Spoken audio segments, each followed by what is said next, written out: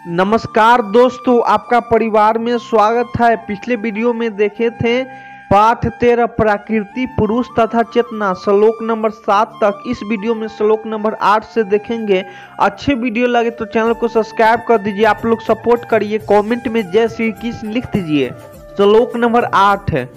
इस श्लोक और परलोक के संपूर्ण भागों में आसक्ति का अभाव और अहंकार का भी अभाव, जन्म मृत्यु जरा और रोग आदि में दुख और दोषों का बार बार विचार करना। इस श्लोक में भगवान श्री कृष्ण ने ज्ञान के कुछ महत्वपूर्ण का वर्णन किया है।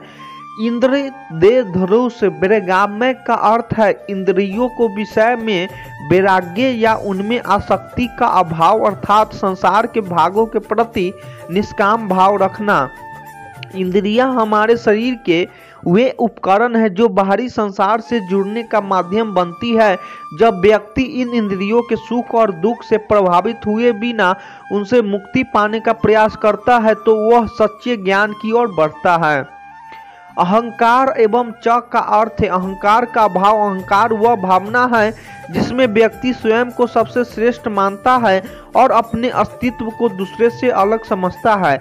इस श्लोक में अहंकार को त्यागने की बात की गई है क्योंकि यह आध्यात्मिक विकास में सबसे बड़ी बाधा है।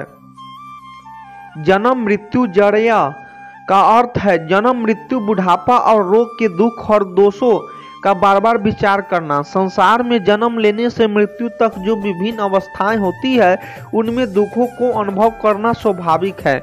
इन दुखों का बार बार विचार करने से व्यक्ति संसार के मोह से विमुक्त हो सकता है और परम सत्य की खोज में आगे बढ़ सकता है।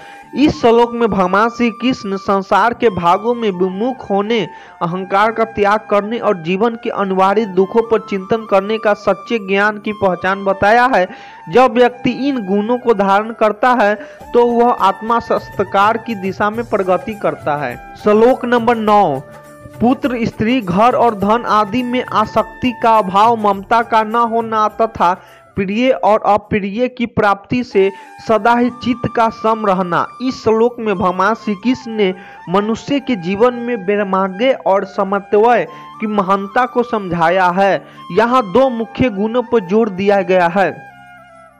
मनुष्य जीवन में अपने पुत्र, पत्नी, घर, धन आदि के प्रति लगाव होना स्वाभाविक है, लेकिन भगवान कहते हैं कि असली आध्यात्मिकता तब प्रकट होती है जब व्यक्ति इनसे आसक्ति नहीं रखता। इसका अर्थ यह नहीं है कि हमें अपने कर्तव्य को त्याग देना चाहिए, बल्कि यह है कि हमें इन्हें ममता और मोह के साथ नहीं निभाना चाहिए। यदि हम इन संबंधों और भौतिक वस्तुओं से आसक्ति हो जाते हैं तो हमारा मन और चित्त उनमें उलझकर रह जाता है, जिससे हमें अपने आध्यात्मिक पथ से भटक सकते हैं। इसलिए अपने कर्तव्य को निभाते हुए हमें अपने मन को इनसे मुक्त रखना चाहिए। जीवन में प्रिय और अप्रिय, सुख और दुख, लाभ और हानि, ये सब परिस्थितियां आती जाती रहती है। श्री कृष्ण कहते हैं कि सच्चा योगी वही है जिसका चित्त हर स्थिति में सम रहता है। जब हम कोई प्रिय वस्तु, व्यक्ति या परिस्थिति प्राप्त होती है तो हमारा मन प्रसन्न होता है और जब हम कोई अप्रिय अनुभव होता है तो हम दुखी होते हैं। लेकिन भगवत गीता सिखाती है कि हमें अपने मन को इस द्वंद से ऊपर उठाना चाहिए और इन दोनों अवस्थाओं में समान भाव रखना चाहिए। यह श्लोक हमें सिखाता है कि कैसे एक साधक को अपने जीवन में संतुलन और निरापत्ता का अभ्यास करना चाहिए। आसक्ति का त्याग और समाचिता का पालन ही हमें सच्ची शांति और आत्मज्ञान की ओर ले जा सकते हैं। श्लोक नंबर 10। मुझ परमेश्वर में अन्य योग द्वारा अभिव्यक्ति चरणी भक्ति केवल एक सर्वशक्तिमान परमेश्वर की है। अपना स्वामी मानते हुए स्वार्थ और अभिमान का त्याग करके श्रद्धा और भाव सहित प्रेम श्रेम से भगवान का निरंतर चिंतन करना अभिव्यक्ति चारण भक्ति है तथा एकांत और शुद्ध देश में रहने का स्वभाव और विषयुक्त मनुष्य के समुदाय में प्रेम का न होना। इस श्लोक में भगवान श्री कृष्ण ने भक्त के गुणों और उसके आचरण को विशेषताओं का वर्णन किया है। इसमें 3 मुख्य बिंदु को स्पष्ट किया गया है। मुझे परमेश्वर में अन्य योग द्वारा अभिभक्ति चारणी भक्ति भय। यहाँ अभक्ति चारणी भगवान में अडिग और अकिनिष्ठ भक्ति। इस प्रकार की भक्ति में कोई अन्य उद्देश्य या स्वार्थ नहीं होता। भक्त केवल भगवान को ही अपना स्वामी मानता है और उसकी भक्ति में कोई विचलन या परिवर्तन नहीं आता। यह भक्ति केवल भगवान की ओर ही केंद्रित रहती है और इसमें कोई भी अन्य सांसारिक लालसा, कामना या व्यक्तिगत स्वार्थ नहीं होता। विभक्त देश का अर्थ है एकांत और शुद्ध स्थान, जहाँ कोई व्यर्थ की बातें या सांसारिक प्रलोभनों से प्रभावित न हो। इस प्रकार का स्थान ध्यान और साधना के लिए उपयुक्त होता है। यह श्लोक में भगवान ने यह बताता है कि एक सच्चे भक्त एकांत में रहने पसंद करता है, जहां वह बिना किसी विक्षेप के भगवान का ध्यान कर सकें और अपनी भक्ति और गहन कर सकें।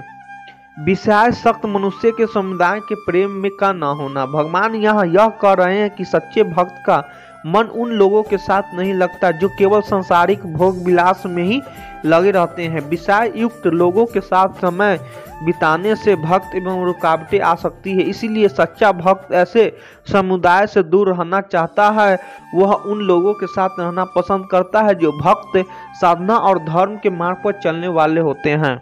इन तीनों बिंदुओं से यह स्पष्ट होता है कि सच्चे भक्त के लिए भक्ति का मार्ग कितना पवित्र और निर्दोष होना चाहिए। उसे अपने मन और भावनाओं को एक ही निष्ठा के साथ भगवान में समर्पित करना चाहिए। एकांत में रहकर अपने मन को साधना चाहिए और सांसारिक प्रलोचनों और विषय युक्त समुदाय से दूर रहना चाहिए। इस प्रकार की भक्ति ही उसे परमात्मा के निकट पहुंचाती है।